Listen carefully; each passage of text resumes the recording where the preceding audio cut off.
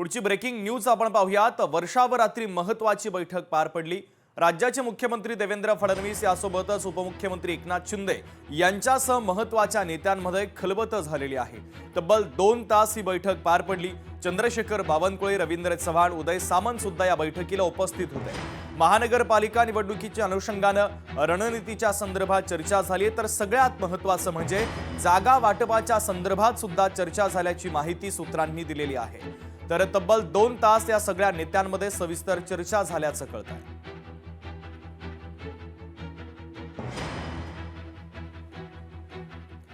पुढची महत्त्वाची बातमी आपण पाहूया। जागा वाटपामध्ये शिंदे काही जागांवर ठामे। आज पुन्हा शिवसेनेची बैठक आहे।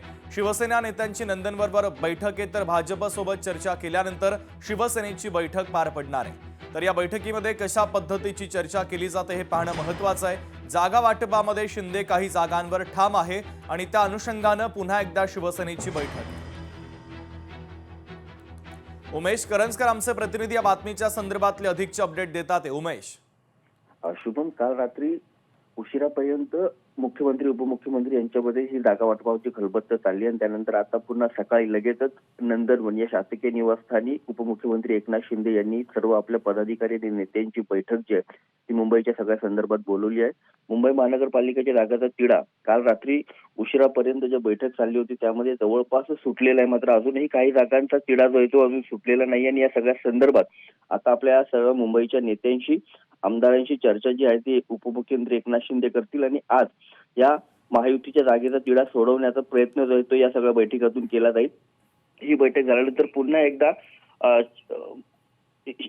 शिवसेना आणि भारतीय जनता पक्ष या दोन्ही पक्षाच्या शीर्ष नेत्यांची बैठक होण्याची शक्यता आहे। मात्र ही आताची जी नंदनवन या शासकीय निवासस्थानी बैठक जी होणार आहे ती अत्यंत महत्त्वाची असणार आहे आणि या बैठकीतून एकूणच महायुतीचा जो जागेचा तिढा आहे तो सोडवण्याचा प्रयत्न उपमुख्यमंत्री करतील। काल मुख्यमंत्र्यांसोबत जी चर्चा झाली, ज्या जागेबाबत अजूनही गुळाचे सुटत नव्हतं, ज्या जागा मराठी बहुल भागामध्ये त्या भागामध्ये नेमकं लढणार कोण याबाबतची चर्चा गेल्या सातत्याने होत होती, ती या बैठकीतून सुटण्याची शक्यता आहे। आणि मुख्यमंत्री आणि उपमुख्यमंत्रीमध्ये जी चर्चा रात्री झाली ती नेमकी काय चर्चा झाली आणि जागा वाटपामध्ये भाजप ज्या जागांवर दावा करते ते का करते आणि शिवसेना त्या जागांवरती दावा का सोडत नाहीये याबाबतचं सर्व स्पष्टीकरण जे मुख्यमंत्री या सगळ्या बैठकीत सांगतील आणि जागा वाटपाचा तिढा या बैठकीतून सोडवतील। ठीक आहे उमेश, अत्यंत महत्त्वाचे अपडेट या बातमीच्या संदर्भातले पोहोचवलेले आहेत। तुर्तास धन्यवाद। लोकशाही मराठी ऐका, पहा, जागरूक रहा।